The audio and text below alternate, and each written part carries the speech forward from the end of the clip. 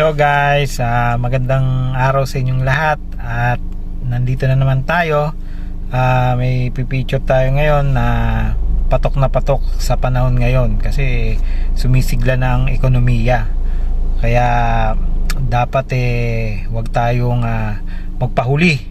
Kaya tira lang ng tira sa mga negosyo, sa mga racket natin. Kaya ito ang bagay na bagay sa inyo.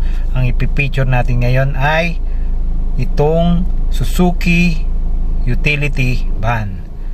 Yan, napaka maaasahan nitong Suzuki utility van ng Suzuki. Ano siya, ang pinaka tawag dito, pinaka pangmasa ng Suzuki pagdating sa mga pang business na sasakyan. Ito na rin yung mga ginagamit na mga nasa telecom, sa mga Converge, yan, mga Globe, Telecom. Ito, puro ganito yung kinukuha nila. Pansinin nyo, nagkalat na sa kalsada yung Suzuki na utility van namin. So, andito tayo ngayon para bigyan ko kayo ng konting sulyap at konting idea kung magkano ba to. So, panoorin nyo yung susunod na video.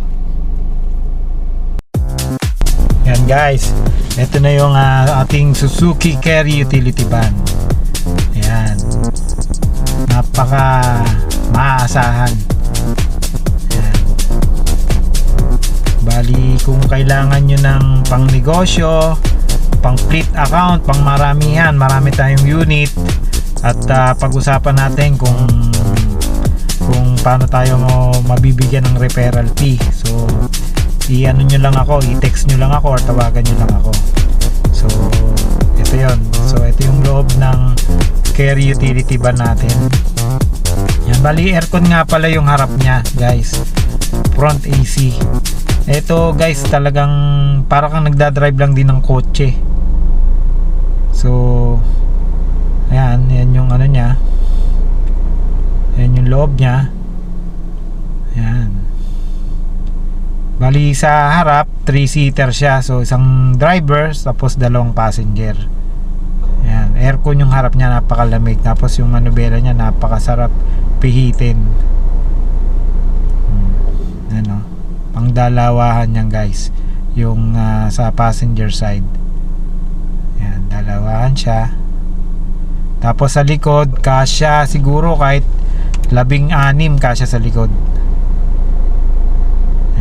Manual lang yung ano niya, yung kanyang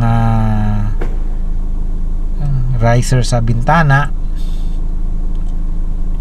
Ayan, nung sinar ko parang kotse, para kotse lang yung sounds niya. Ayan, dito guys, kasya 16, 8.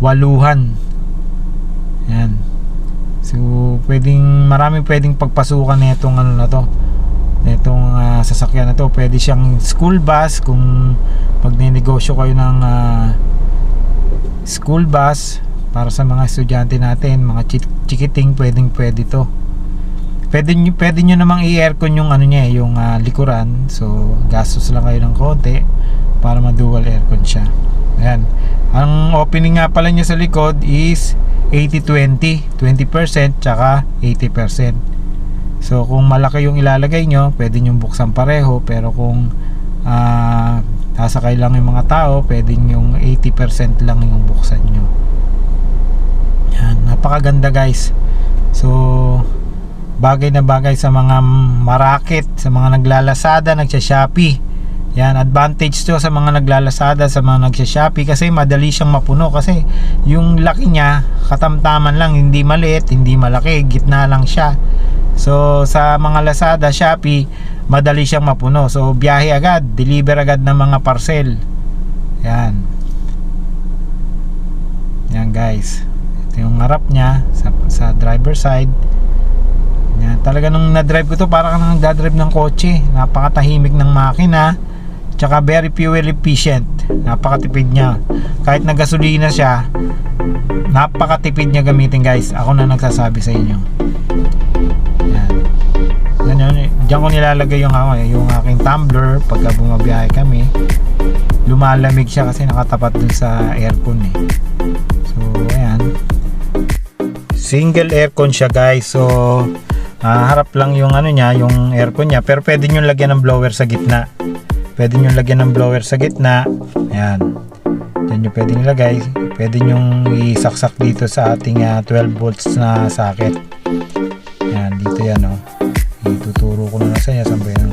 12 volts na socket. Diyan. Ayan, diyan nyo isasaksak. Yung mga, kahit yung mga twin fan, pwede nyong i-avail sa mga Lazada or Shopee. Ayan, linyahan nyo lang para ano yung sa gilid. Yan, papunta dun sa may bandang gitna. Diyan sa gitna. So malalamigan na kahit paano yung mga nasa likod kung meron kayong pasahero sa likod. Kahit paano makakatulong. Maibabato dun yung yung aircon. Pwede nyo rin lagyan ng salamin kung talagang pangkargahan lang yung likod. Yung mga sliding na salamin, pwede nyo ilagay dyan guys. Yan, luwag yan. At pwede nyo rin namang i-dual aircon. Nakaabang naman yan para sa dual aircon Kahit aftermarket na mga shop, pwede nyong pa-installan ng secondary aircon. Ayan guys. So ayan, napakaganda guys. Nung na-drive ko to, talagang para ka nagda-drive ng ng van na high-end na ba, kasi ang ganda ng lambot ng manubela, ang lambot ng clutch, ang lambot niyang ay cambio. Talagang rin, masarap din siyang i-drive. Yan, very reliable. Ang maintenance nyo lang dyan guys, change oil lang. Yun lang, para ka lang nag-aalaga ng motor dyan pagka susuki ang unit mo. So ayan siya guys, talagang poging-pogi. Yung ba nakita ko naka-mags pa pinopormahan nila So guys, kung gusto nyo kung gusto nyo ng mag-avail, at ito yung number ko, 0923-586-6620. Yan. At pag-usapan natin, complete man yan o pang sarili lang, pag-usapan natin guys.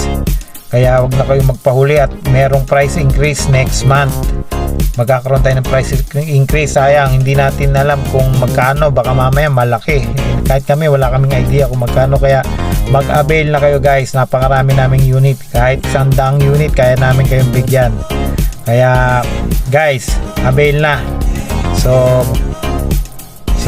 sa susunod na ating vlog, at magpo-post pa tayo ng maraming picture ng sasakyan. Kaya mag-share na kayo, mag-like at mag-subscribe para mas may pakalat pa natin ang magandang update about Suzuki units. Okay guys, bye-bye!